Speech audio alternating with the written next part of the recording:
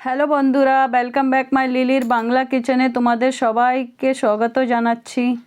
তো আজ আমি এসে গেছি একটা আবার নতুন মজাদার রেসিপির সঙ্গে। সেটা হচ্ছে এঁচোড়ের রেসিপি, যেকে ইংরেজিতে জ্যাকফ্রুটও বলা হয়।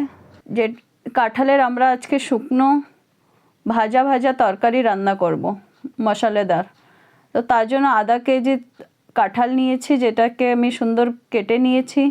আর কিছু মশলার জন্য দুটো পেঁয়াজ, দুটো টমেটো, একটু আদার টুকরা আর একটা রসুনের গাঁট নিয়েছি। তা এখন কাঁঠালটাকে আমরা একটা প্রেসার কুকারে দুটো সিটি লাগিয়ে নেব, যার জন্য কিছু পরিমাণে আমি নুন দিয়ে দিলাম 1 চামচ মতো, আর 1 চামচ হলদি, আর একটু গরম জল দেওয়ার এইটাই রিজন হচ্ছে কি গরম জল দিলে তাড়াতাড়ি সিটিটা এসে যাবে, কেন কি আমরা কাঁঠালটাকে বেশি গলাবো না, এটাকে একটু খাড়াই রাখবো, গোটাই থাকবে। দেখো সুন্দর কাঁঠালটা হয়েছে, বেশি গলেও নেই আর সুন্দর গোটা রয়েছে। তা এখন একটা কড়াইতে কিছু পরিমাণ তেল দিয়ে দিচ্ছি, সর্ষের তেলটা গরম হতেই আমরা কাঁঠালটাকে ভেজে নেব, যেতে কি এর ভিতরে যে জলটা রয়েছে, ময়েশ্চারটা, এটা সুন্দর শুকিয়ে যাক আর কাঁঠালটা একটু ভাজা হয়ে যাক।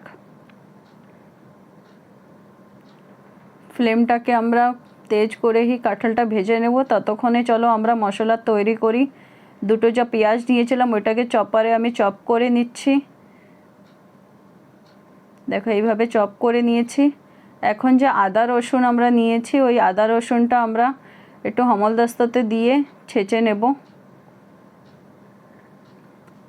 তোমরা চাইলে শিলনোড়াতেও বেটে নিতে পারো, কিন্তু মিক্সারে বেটো না, মিক্সারে গ্রাইন্ড করো না, কেন কি এইভাবে আমরা কুটে যদি তরকারি রান্না করি তো খেতে খুবই দারুণ লাগে।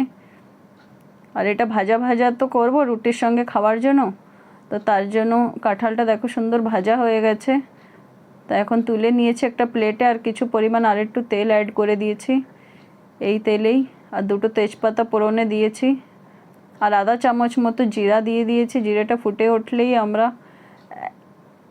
একটা ইলাইচি দিলাম আর 1 টুকরা দালচিনি।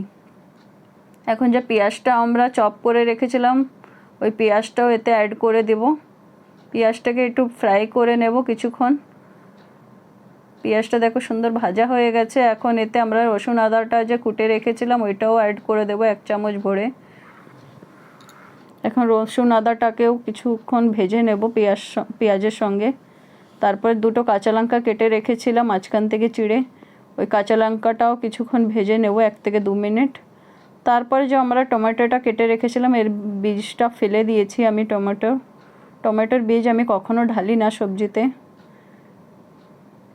আর এতে আমি 1 চামচ মতো কাশ্মীরি লাল লঙ্কা অ্যাড করছি, রঙের জন্য, সুন্দর এইটাতে রঙ আসে। আর 1 চামচ ভরে ধনিয়া পাউডার অ্যাড করছি, আর এতে আধা চামচের মতো হলদি অ্যাড করছি, আর কিছু 2 চামচ মতো জল দিয়ে দিয়েছি, যেতে কি মশলাটা সুন্দর ভাজা ভাজা হোক।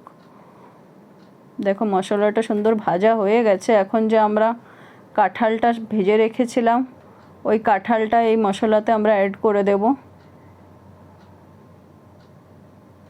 আর এটাকে আমরা 4 থেকে 5 মিনিট লো মিডিয়াম ফ্লেমে ফ্রাই করে নেব, কেন কি এটা রুটির সঙ্গে খাওয়ার জন্য আমরা তৈরি করছি।